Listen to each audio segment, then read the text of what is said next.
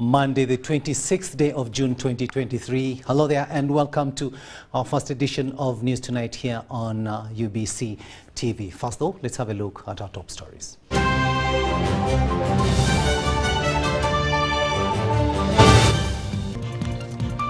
In our top stories tonight, President Yoweri Museveni advises the judiciary to cater for society interests.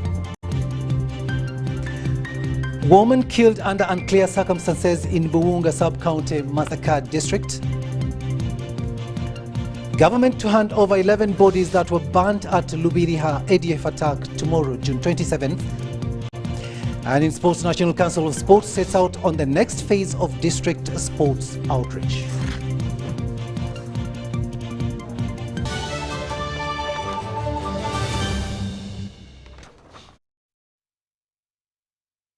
Hello there and welcome once again. We're coming to you live online and on air from Broadcast House here on Nile Avenue. On sign language, it is Elizabeth Nakakuni and I am Rukidi Edward Kijanangoma. Now, the Vice President, Jessica Alupo, has urged men and women to work together in promoting family values for the betterment of society. She was chief guest at the fundraising drive of Kitojo Primary School in Rwampara district.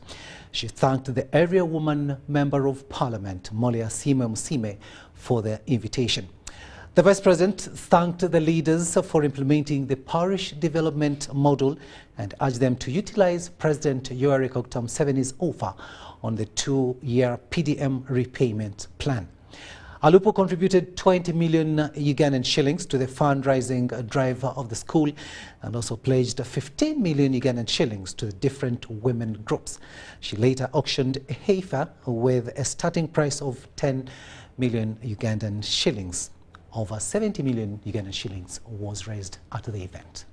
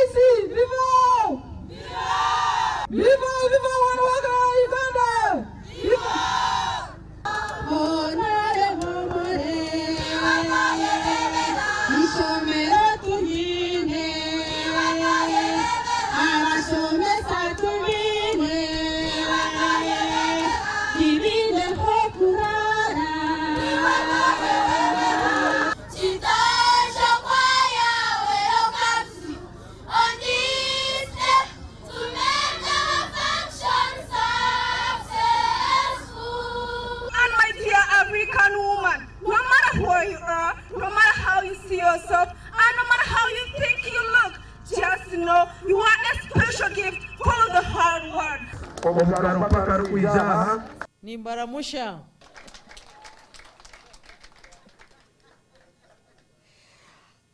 I think we are on the peak of Rwampara district.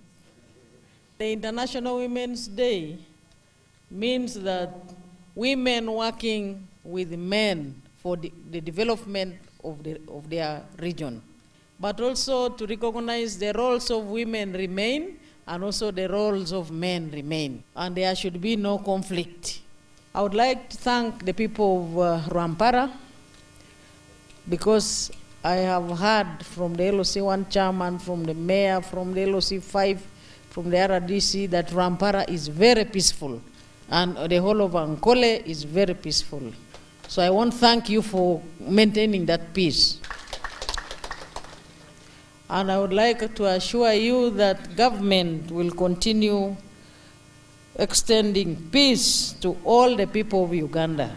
So peace is very important because it's a bedrock for any development process to take place. On this International Women's Day, there are issues which are specific, which I would like you to allow me to highlight. before I do the launch of the fundraising. One of them is that it is our responsibility, all of us, to eliminate gender-based violence or stop domestic violence. Because it has been researched and found out that domestic violence has produced street children. Most of the street children come because of domestic violence. And then the families are disrupted because of domestic violence. When you go to Sebei, in Kapchora, Kwen, and Bukwa, and also Nakapiripirit, there is a cultural practice called FGM. On the International Women's Day like this, it is an opportunity for us to know that such harmful practices, cultural practices, should be dealt away with. And again, in my village, in Soroti Katakwi there was a culture that women or girl children, they don't eat the liver, they don't eat the kidney when the cow is slaughtered, or they don't even eat chicken. It was a cultural practice. Because science has proven that if a girl child eats liver, if a girl child also eats chicken, there is no harm. It used to be like that, but now it's not like that. And while celebrating International Day, I also want us to draw our attention to another practice, that girl children should be home and then the boy children should be at school. I don't know whether it's here also. And there's another practice in our village there which used to happen. Young girls would be married when they are still early so that the family can get cows. So when you are celebrating International Women's Day, for instance, in Teso now they have told everybody that you leave the girl child also to finish all the education cycle, and then the people can come and have a wedding or a marriage, but when the child has finished education cycle. So that's why when we celebrate International Women's Day, our main message is that it is women working with men and not women undermining men, but women working simultaneously with men for the development of the country. So I've started with 10 million. We thank you, Excellency. Vice President Jessica Lupo ending that report there. To Kasese now, and the police have invited relatives of the identified 11 bodies to pick them for burial, and these are among the 44 people who perished in the Lubiriha terror attack last week.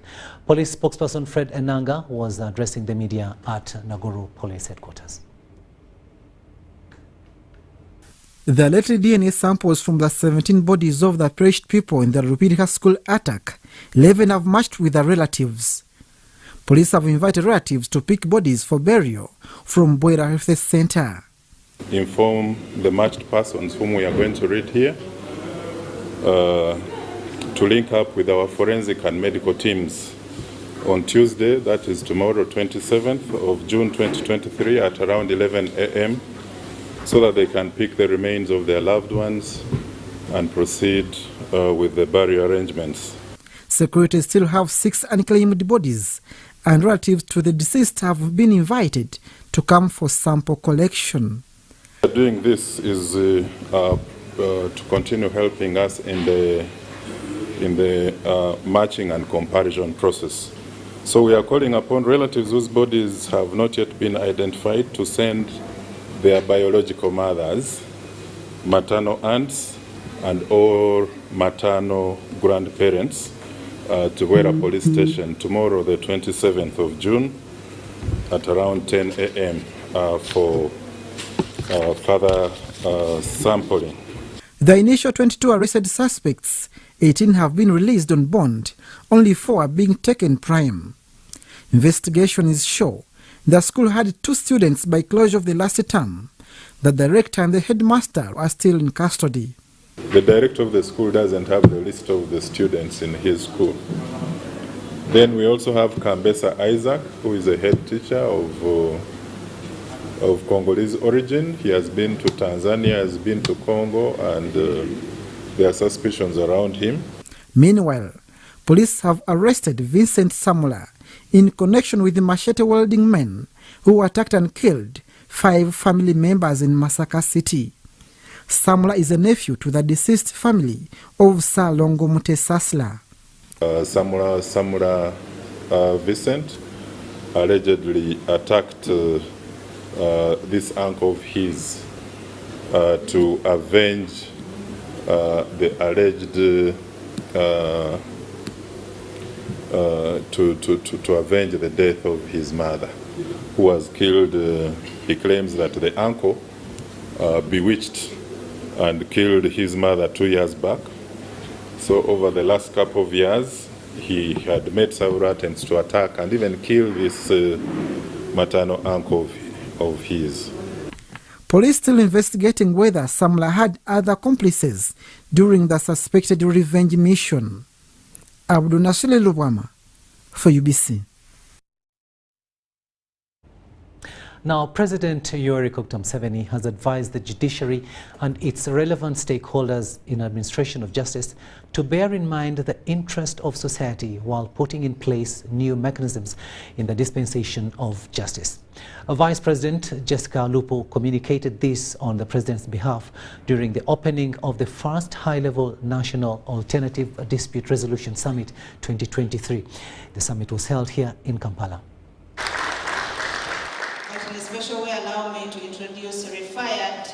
The Judiciary, Ministry of Justice and Constitutional Affairs, and Pepperdine University has launched a National Alternative Dispute Resolution Summit for the year 2023 that aims at resolving cases amicably without involving court procedures. The summit converged stakeholders in the administration of justice through dispute resolution, judges, lawyers, bankers, civil society organizations, insurers, and litigants. The Vice President, Her Excellency Jessica Lupo, represented President Yoweri Museveni at the summit. It is my honor to officially open the high-level National Alternative Dispute Resolution Summit. President Museveni advised various stakeholders in the administration of justice to absorb the traditional way of managing disputes, since it mainly focuses on the truth. Modern system of justice has many lessons to learn and replicate from the African concept of justice. These systems related to the people daily and appreciated their need for fairness. Once the principles in the African jurisprudence was the preference for the truth, this is a departure from the current legal system, where a person hires a lawyer to cover his or her mistakes, to minimize the mistake and maximize innocence. He welcomed the alternative dispute resolutions by the stakeholders, among others mediation and arbitration, which he says brings contentment among responsible parties. I wish to emphasize that the legal system must be part and parcel of the organic body of the society. You cannot have the law suspended in space and not rooted in society from which it is coming. Traditional resolution conflict techniques such as mediation, adjudication, reconciliation, and negotiation, which Africans employed in the past, offered great prospects for peaceful coexistence and harmonious relationships in post-conflict periods. The keynote speaker, President Jim Gasho of Pepperdine University, cited that for Uganda to become the leading alternative dispute resolution in the continent, various aspects of, among others, developing an ADR policy should be adopted. It is also crucial for this country to develop a national ADR policy that will give important direction both on matters concerning ADR in general and on the appointment and accreditation of ADR practitioners in particular. Uganda needs to be fully equipped, needs to have a fully equipped arbitration bar in order to be competitive with other potential arbitral seats. It also includes continuing to upgrade the information superhighway, the internet, that we were just reminded that sometimes it's not always as reliable as it could be. Those who come to Uganda to resolve complicated, high-value disputes will be looking for efficiency in both transportation and in communication. The resolutions are not in any way replacing the courts of law. However, it's giving a chance to people to participate in the administration of justice. We are therefore gathered here not to tell our courts that we want to bring a substitute system. We are simply asking the courts that, in line with our constitution, allow the people to participate in the resolution of disputes. The Chief Justice Alfonso Winidolo, who appeared via Zoom, said that such alternative dispute resolutions have been infused into the judiciary system, and with the summit it will highly be enhanced. Prerequisite stage in an integral part of court process. Indeed, in many instances, cases are successfully and conclusively settled at this stage. The ingenuity of courts embracing ADR mechanisms have resulted in more satisfactory dispensation of justice. Its use is an essential case backlog management tool. The two-day first high-level National Dispute Resolution Summit 2023 was on the theme Transforming Uganda into an ADR Destination. Rebecca Natongo, Susan Nabugude, UBC News.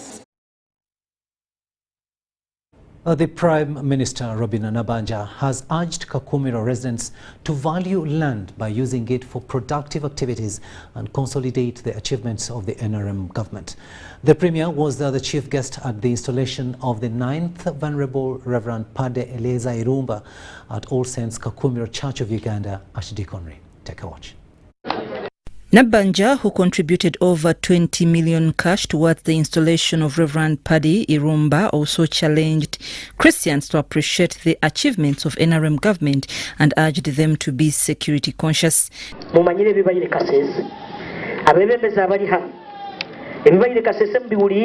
Icho Masaka bakatema abantu tukusaba mutandike kuchondoza abantu abakubunga omukyalo chairman LC1 dorango abantu abakubunga omukyalo obamanyire. The Bishop of Bunyoro Kitara Kingdom, Right Reverend Bishop Samuel Kahuma, applauded the tremendous work by then Reverend Padre Irumba Elisa at All Saints Kakumiro Church of Uganda. Then Reverend Padre Irumba Elisa, the Archdeacon, All Saints Kakumiro, thanked God and Bishop Kahuma for enabling him to be installed as a new Archdeacon and named some achievements reached at while serving as a Reverend, and calls on well-wishers to contribute towards the construction of the new church. There is a lot that we have gone through, a lot of challenges, but ups and downs, but through all that, we have seen God's hand. We have seen God's hand in each and everything that we have been doing. You have talked about how I succeeded in constructing the building this house. It has been collective efforts. Present at the function were MPs, retired bishops.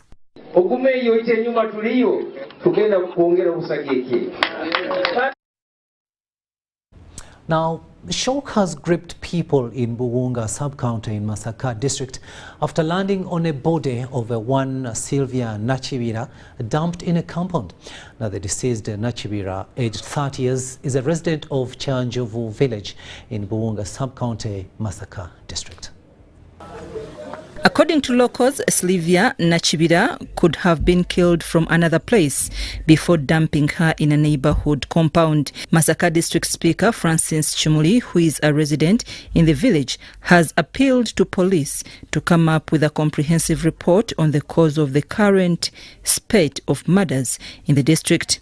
The Southern Regional Police spokesman, Twaha Kasirie, says investigations have already kicked off. Masaka sub-region has a history of mysterious deaths, sometimes blamed on machete-wielding thugs who reportedly attack residents at night and hack them to death. Between 2017 and 2018, dozens of murders and robbery cases were registered in the Greater Masaka sub-region. The attackers would send prior notices warning to attack residents.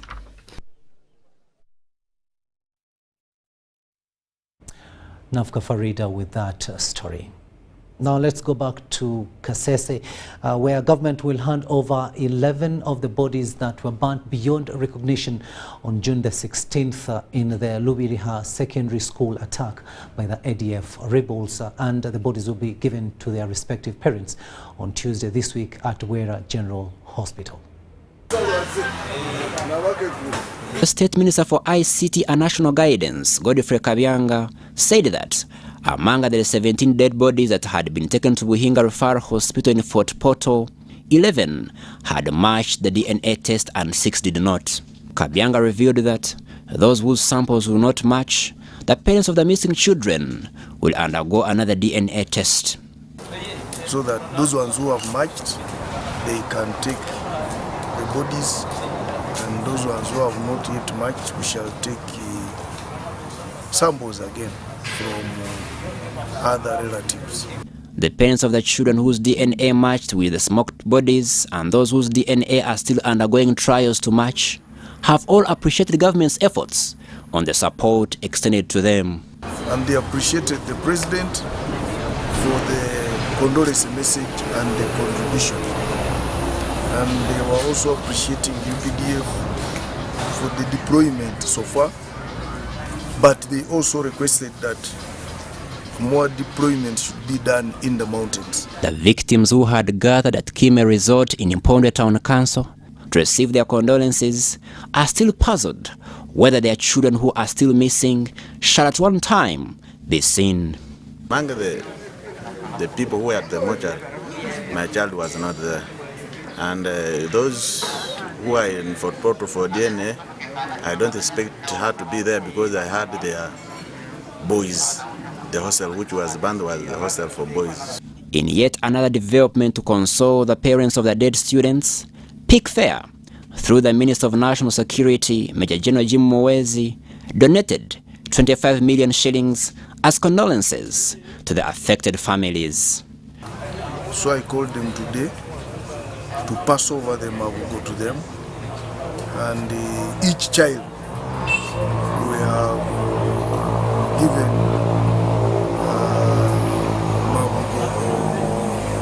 500,000. So far we have given out to 45 parents of 45 children. Crispus Arinetwe, UBC News. Now, Forum for Democratic Change Party has said they have politically lost interest in measures the government is taking to fight corruption in the country. Now, this follows a decision by the DPP to acquit some of the government officials implicated in the Iron Sheets scandal for lack of evidence. Now, while addressing the media at Najana Kumbi, the deputy spokesperson FDC, John Kikonyogo, said discontinuing these cases leaves a question to Ugandans whether government is serious in fighting corruption.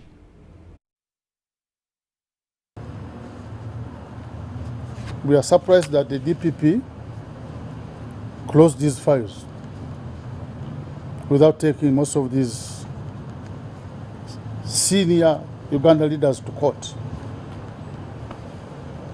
All Ugandans were expectant at this time, at least, since this is going to touch the biggest of the big,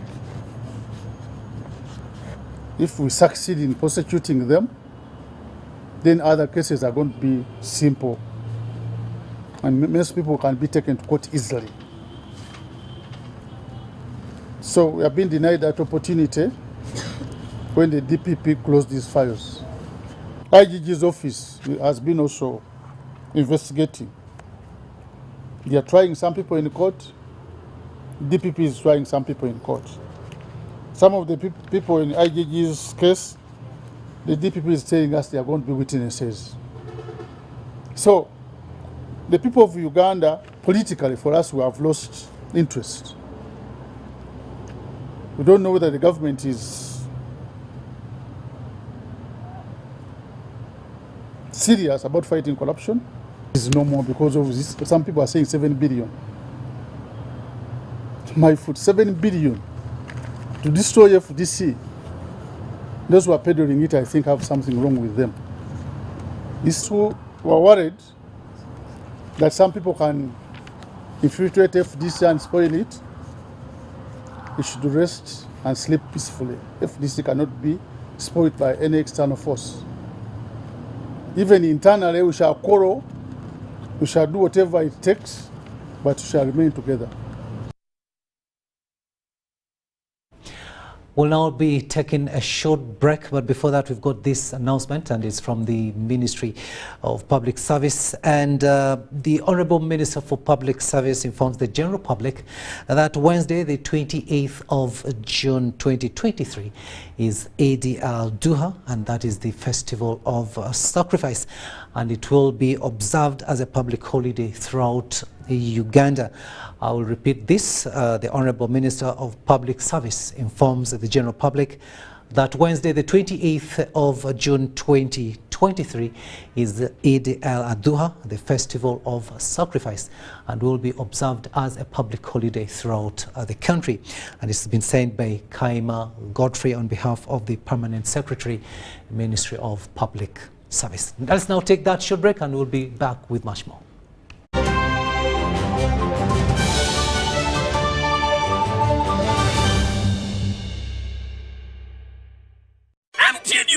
Uganda waraji batusako manrane chikona tena tekomu seko season yakuna savu July kuma mal papas hall usasue kwa MTN mobile money usasura gumu chitundu MTN usasue nega komitano iga sistemu kagatano stamu enda munana hasha kwa MTN ufune tiketi yokati wabula kumulyango usasure mitwale ebiri yepe mitwale 5 ate meza ya milioni 2 munana July Golden Hotel mkono mwenda July Nikan Resort Elweza 15 July France Africa Jinja Abiri July Maria Fle Masaka Abiri mwenda July Afro Club Eka Sangati ate yoyo noku yingi na mutualo wafujini Dwamo Sente Talent Africa Victoria University Suzu Property Consultants Pepsi Max Uganda Waraji Ne MTN. At Timex Nutrition Center, we advise you on the right foods to eat, exercise profile to adopt, and lifestyle strategies which are compatible to your blood group and genotype. This empowers your body to prevent and treat many diseases like diabetes, blood pressure, arthritis, ulcers, obesity, and many others. For more information, find us at our head office in Kampala on Nassa Road, Conrad Plaza, 2nd floor, or call 0758 819 952 or 0778 288 361. We also have other branches in Mbara and Jinja.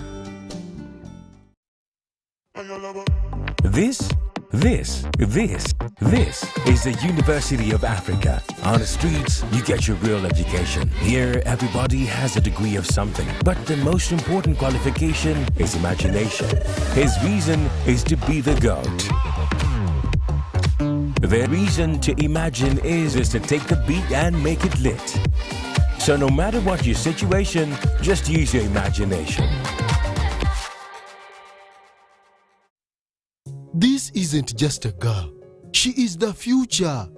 This is a teacher, a doctor, a community leader, our future president. Their support meant so much to me. And as a teenage girl, I stayed focused and was protected from child marriage and teenage pregnancy. I will support other girls against child marriage and teenage pregnancy. Take action. Report any case of defilement or child marriage to the police or call Sawuti 116.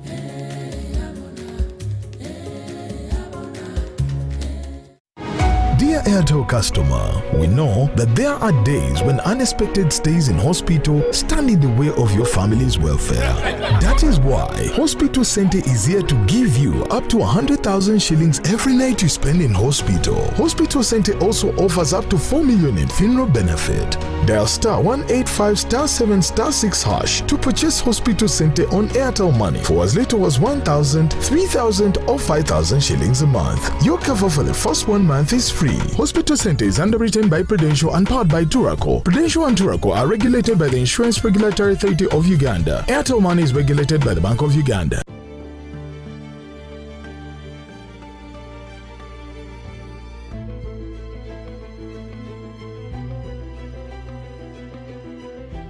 Uganda's oil and gas projects are providing opportunities for Ugandan businesses.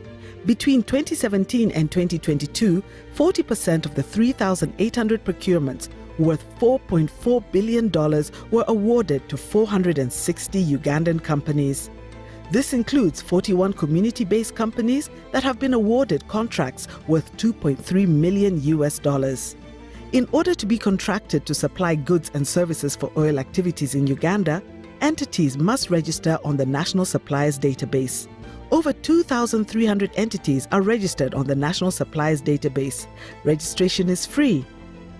The Petroleum Authority of Uganda, creating lasting value in Uganda's oil journey.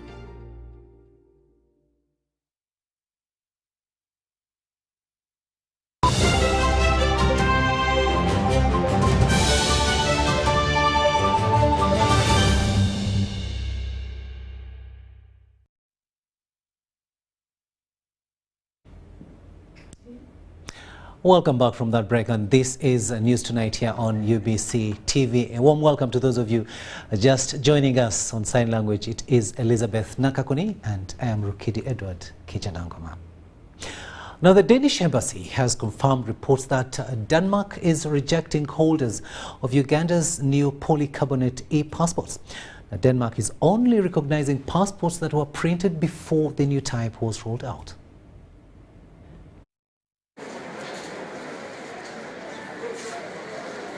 Until the new passport has been recognized by the Danish authorities in Nairobi, Kenya, persons with new passports will not be given Danish visas. There might be delays, and in even more extreme rare cases, denials due to verification measures that are undertaken by various countries.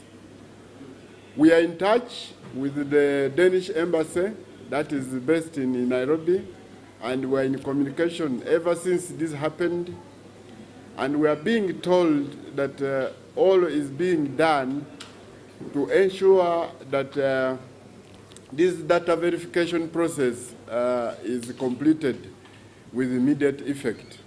And the assurances we are getting from Danish embassy is that within 2 weeks, our polycarbonate passport will have been certified and approved by the Danish government.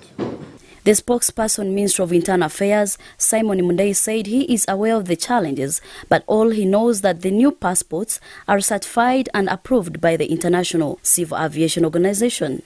As a ministry that is responsible for producing passports, we took very keen interest in this matter, and it is only the only passport that we are issuing now is polycarbonate, nothing else. And these passports are being issued in the required law. They are being issued in accordance with the ICAO standards. Ugandan nationals are free to travel to Kenya and Rwanda with their national IDs following an agreement among the three countries. I wish to remind Ugandans that national IDs can be used as travel documents to especially Rwanda and Kenya. We have had some people struggling to get passports to travel to Rwanda and passports to travel to Kenya. There is an arrangement between Kenya and Uganda that is in place where our residents, our citizens, and citizens of Kenya and Rwanda actually can cross to those countries without having a passport. For those traveling to other East African countries are required to get passports or certificate of identification, which costs 40,000 Ugandan shillings. Masaka Toire Joy, Abdunasir Lubwama, UBC. Now, 4 candidates have entered a 5-day campaign tour, captivating the hearts and minds of Oyam residents with promises of a brighter future. The NRM Secretary General, Richard Todwong, and officials from the NRM Secretariat at Chadondo welcomed Samuel Engola, the NRM candidate, on his 2nd day of the campaign trail. With a united front, the NRM camp, bolstered by former UPC MPs and enthusiastic youth, made their presence in the Aliba and Jeraje areas.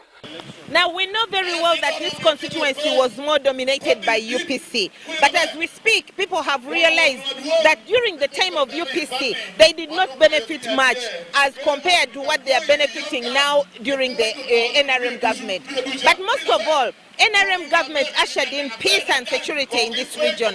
And so that alone is making people appreciate the goodness of NRM. And in addition, many programs, the president has pledged a lot in this area, and he has actually fulfilled his pledge. For example, he pledged to put up a seed school, a seed secondary school, which has already been constructed, and that is a box secondary school. Their impassioned pleas resonated through the crowd as they urged the people of Oyam to vote for Samuel Engola. So the people are realizing that they were wasting time supporting UPC, and it's the reason now they are vowing to support NRM.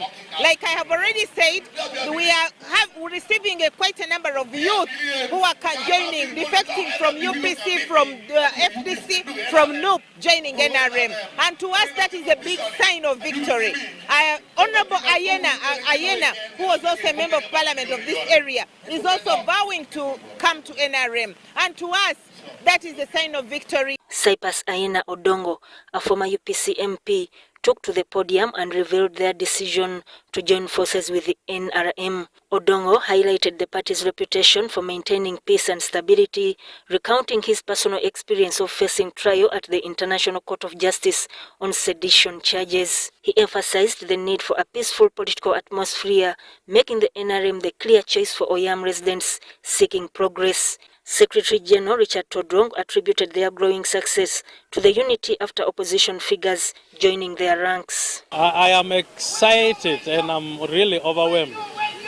All the people you see in UPC coming openly to join us in this campaign are ready and are willing to join NRM, and they're only waiting for the time they should join. They are expecting that the president will come for the final rallies on the 4th. If he doesn't come, we shall find a better, appropriate way of officially receiving them. The NRM camp seems to have chances of emerging victorious in the forthcoming elections. The NRM's inclusive strategy was embraced by Sam Engola, who sought refuge in Omoro's house. I've just joined the field, but I've heard really it's just propaganda. They're telling all kinds of lies. But what we're focusing on is how can we make sure that the elected leaders we have within the party are able to work together. The shared goal of uplifting Oyam's communities from poverty has injected hope into the electoral landscape. Now, the National Union of Disabled Persons of Uganda, NUDIPU, has tasked Uganda Bureau of Statistics to conduct a census for proper planning of PWDs. Now, this follows the recent budget for the fiscal year 2023-2024 that allocated 12.7 trillion shillings for PWDs. But according to NUDIPU and Equal Opportunities Commission, this fund is little compared to the number of persons living with disabilities. Take a watch. The Uganda Bureau of Statistics 2016 census report indicated 12.4% of the Ugandan population lives with a form of disability, implying that approximately 4.5 million Ugandans are persons living with disability. This has prompted National Union of Disabled Persons of Uganda, NUDIPU, to call for the immediate census for the exact number of people living with disabilities for proper planning. It follows the recent budget that allocated only 12.7 trillion shillings for PWDs, which NUDIPU says it's not enough. The Uganda Bureau of Statistics is mandated to do that work for the country. So we demand that they give the data. They collect the data. The data is not enough. That's why I think maybe we are like that. Part of the reasons why sectors like the youth, the women have better performance can be attributed to, by and large, the lack of awareness of those who plan about the disability, but also the negative attitude of the same people who do the planning. Robinson Otim, on behalf of Executive Director NUDIPU, calls ministries, departments and government agencies to work closely with NUDIPU. Should work closely with NUDIPU and other organizations of persons with disabilities during the planning and budgeting process. The other area where we need an improvement are the commitments that the different ministries, departments and agencies are making in their medium-term interventions, but specifically targeting persons with disabilities. We find that the Evans Jemba, who represented Chairperson of Equal Opportunities Commission, says PWDs should be empowered like other people. Because the moment you have those variables for disability, that means you can find out the persons with disabilities, their level of education. You can be able to find out the assets they have. So you can use all the variables in the census tool to find all the information you are actually interested in on persons with disabilities. The EOC has an obligation of ensuring ministries, departments and government agencies comply with gender and equity requirements stipulated in the Public Finance Management Act 2015, which directs to ensure gender and equity in planning, budgeting and implementation of government programs. Marion Awori and Andrew Sebira, UBC.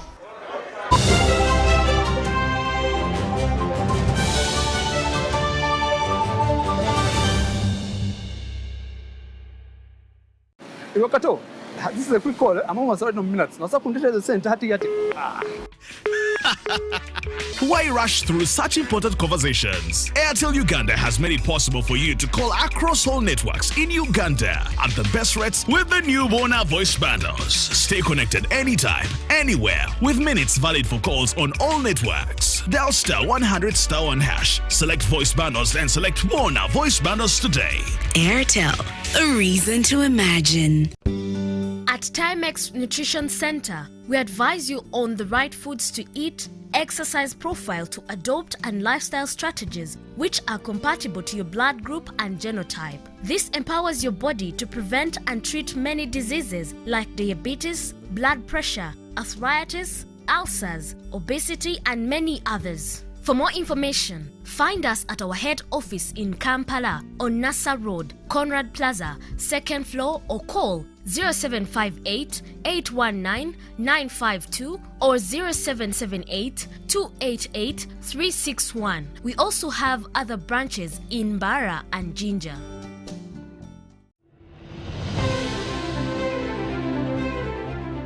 And in talking news, MTN has improved on their data voice bundles. You can now call across all networks for the same price. We've talked to several eyewitnesses on the ground, and this is what one of them had to say.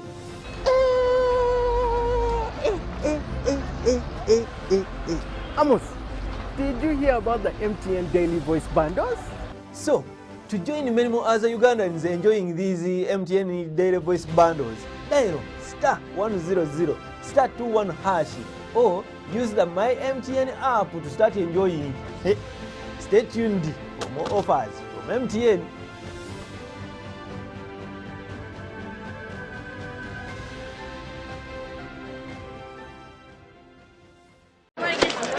Juko. Yo. Check the shopping, man. What's your secret? Haven't you heard of the Parish development model PDM? Yes, I did, but I thought it was just a talk. No, Sebatia. It is real. I and a few friends together formed a circle, accessed money from the PDM, invested in a portrait project, and now things are moving. Juko. I thought I was one of your friends. You are. But you left me behind. I didn't leave you in poverty. We want you do, just visit your LC2 chairperson and your parish chief, and start the process of economic transformation. Just like that. The parish development model is an initiative from the government of Uganda through the Ministry of Local Government, designed to transform all lives of Ugandans for the better. PDM, my parish, my development, my life.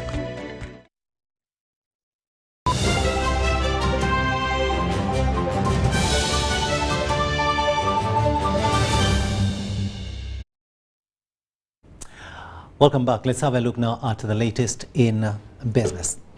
Minister for Science, Technology and Innovation, Dr. Monica Msenero, has attributed the delays in arriving at the maturity phase stage of production by Chira Motors Corporation to the ever-dwindling budgets.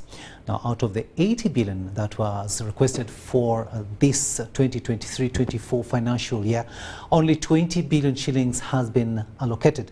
However, Dr. Msenero says the motor vehicle manufacturing plant remains non-progressive due to the back and forth continued budget suppressions.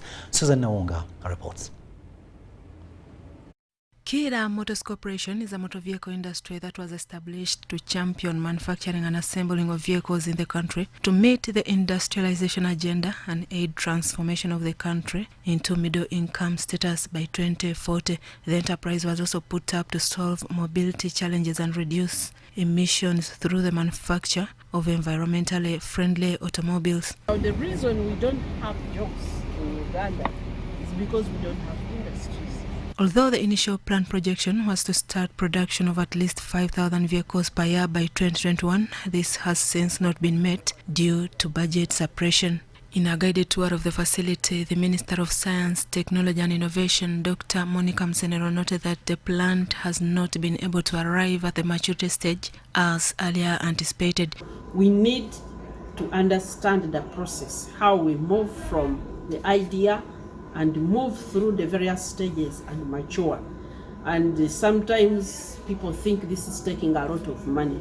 But I want to inform all of us that there is no other journey. She says the delays have been caused due to budget cuts, which has also led to the back and forth growth. Apparently, the plant has no financial capacity to produce all the required capacity of vehicles and is mainly depending on customer order. It's just that we are really, really efficient now. We are very, very efficient with whatever little money they give us. Otherwise, the funding has stepped down. I really don't understand actually the reason why. Because at a time when we are taking off, that's when the budget is being cut, and this is going to slow us down drastically. The plant is expected to solve, among others, the unemployment gap, give rise to the growth of other feeder plants, reduce the production of importation of used vehicles, and reduce gas emissions from old vehicles. Ugandans will start to buy new cars instead of us being users of second-hand cars. Who doesn't want to be the one to buy a new car? That you are always using a car that somebody else doesn't want. Paul Musasis is the Chief Executive Officer for Chira Motors. There are stages. Yes. We have developed a product which you've enjoyed. Yes. That one should be celebrated. Nonetheless, Dr. Msenero appealed to the media to relay credible information to avoid causing further damage to the just growing industry. So far, 4 electric vehicles and 13 diesel buses have been produced and sold out by Chira Motors Corporation. Susan Nawonga reporting for UBC TV.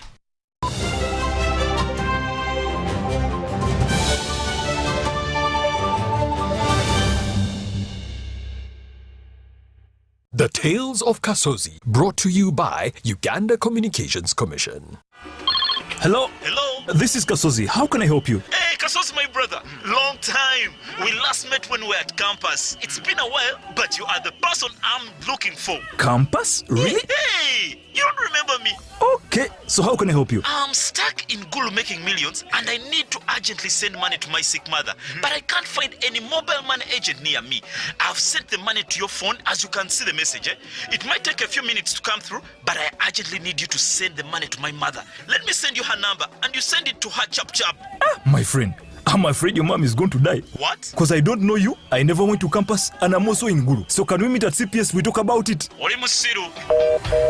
Stay tuned for what Kasozi does next.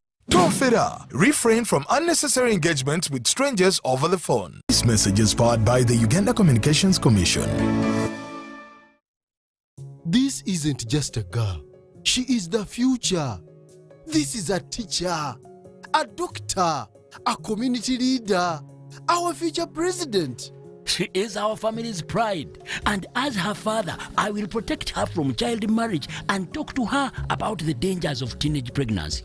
We each have a role to play in empowering our teenage girls to protect them from child marriage and pregnancy, because when we empower them, we empower our nation.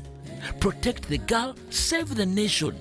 Take action. Report any case of defilement or child marriage to the police or call Sawuti 116.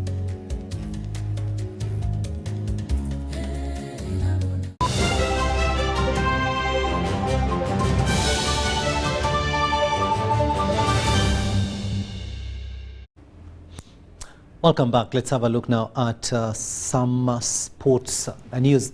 The National Council of Sports has set out on the next phase of the district sports outreach. The outreach has several aims, but importantly, identifying government land for infrastructure, preaching relevance of funds, and an update about the impending sports law. John Bansentamo reports.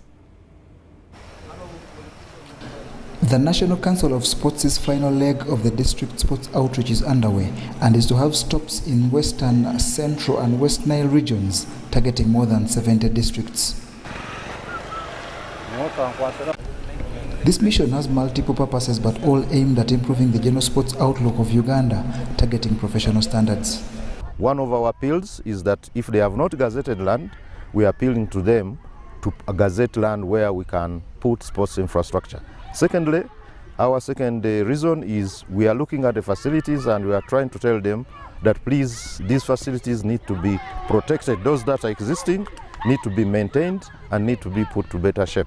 And at the same time, we are also appealing to the leadership in the districts to allocate sufficient funds for sports development in the districts and for programs.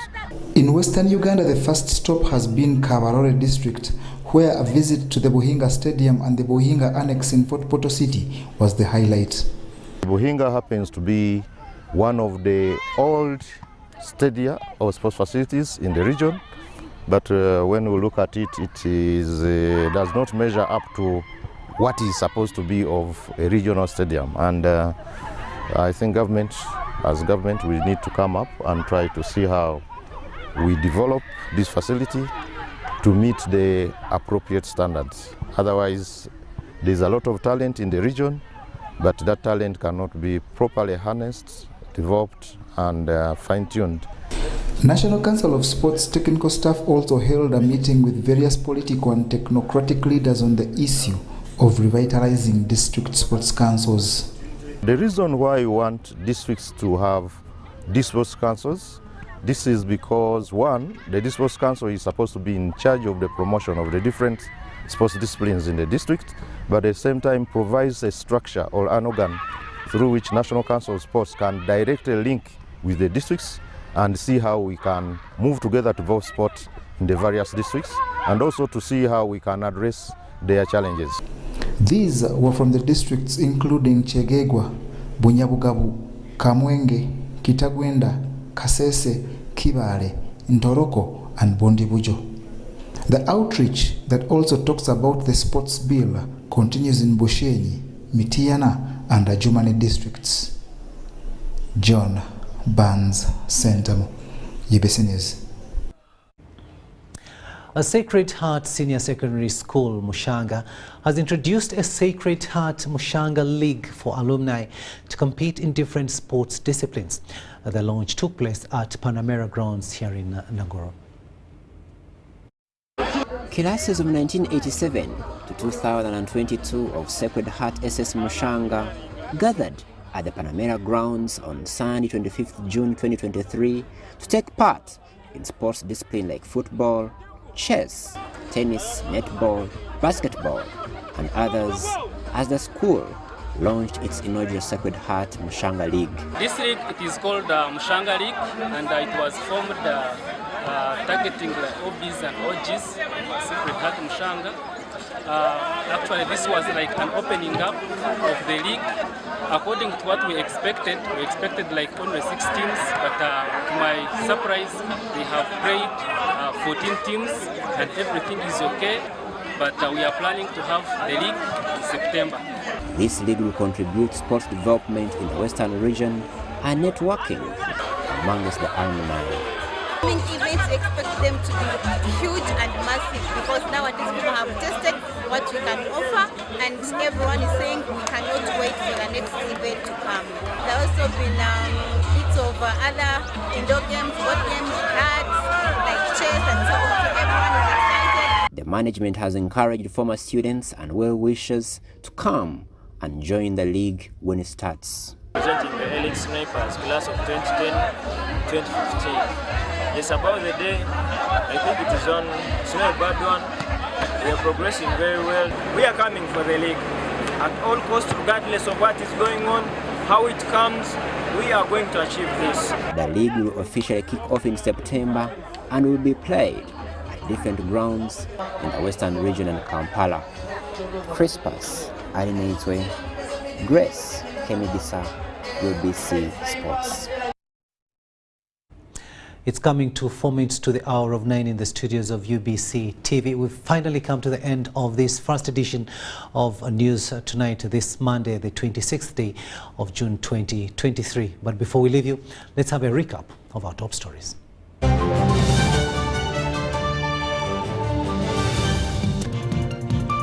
In our top stories tonight, President Yoweri Museveni advises the judiciary to cater for society interests. A woman killed under unclear circumstances in Buwunga Sub-County, Masaka District. Government to hand over 11 bodies that were burnt at Lubiriha ADF attack tomorrow, June 27th. And in sports, National Council of Sports sets out on the next phase of district sports outreach.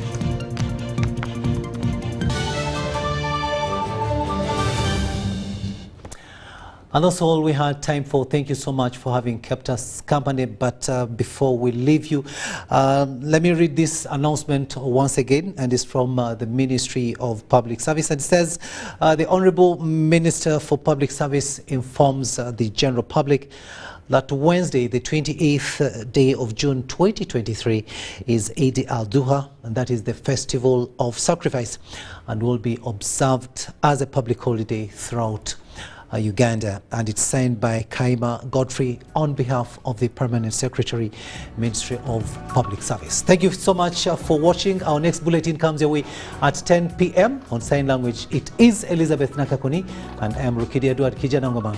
See you at 10.